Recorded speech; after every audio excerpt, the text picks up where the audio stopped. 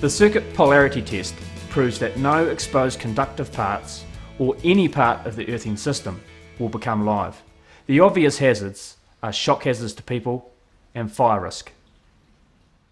I'm going to wear safety glasses just in case there's any flashover, and safety boots to provide insulation between me and the ground. We're testing for faults, and if there is a fault and you're not insulated from the ground, you're placing yourself in a hazardous situation. Do this test on mains and on subcircuits. There is a different method for testing on a live or dead supply. Ideally, you would do both tests, because some parts of the connection are out of your control, and doing it live ensures that no one else has transposed the supply. If you're recording your mains results in our ME Hub app, you'll find this test under mains testing.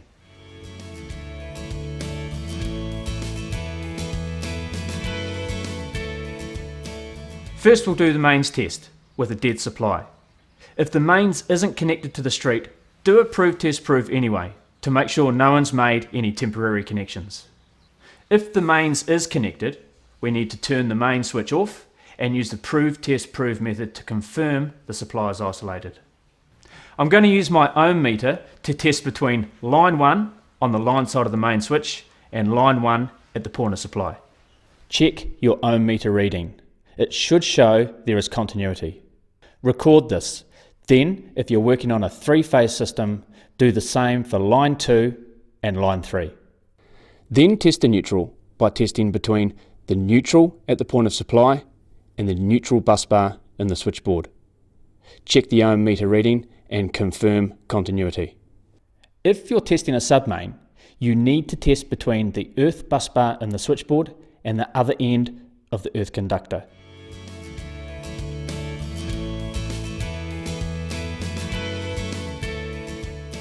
Once the supply is live, or if it is already live, there is an alternative method for proving circuit polarity.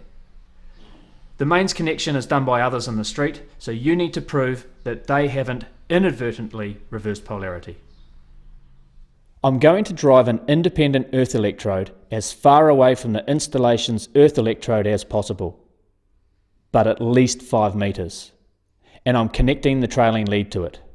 I've got the other end of the trailing lead connected to my voltmeter, and I'm testing to the phase connection. You should see 230 volts. Repeat for line 2 and line 3 in a 3-phase supply.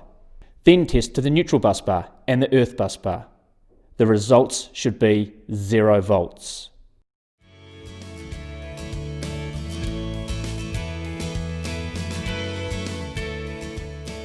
Sub-circuit polarity testing is really important to find that one mistake in 100.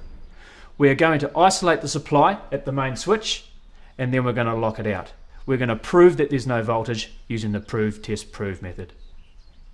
Isolate all the sub-circuit MCBs or fuses. Using a trailing lead and ohm meter, we test for continuity between phase of the sub-circuit and the phase terminations of all fittings throughout the house for this sub-circuit. If it's 3-phase, repeat this for lines 2 and 3. As I'm testing each fitting, when there's a functional switch, I turn it off to confirm that it switches the phase conductor. Attach the trailing lead to the neutral bus bar and test for continuity to the neutral terminations of all fittings throughout the house for this sub-circuit.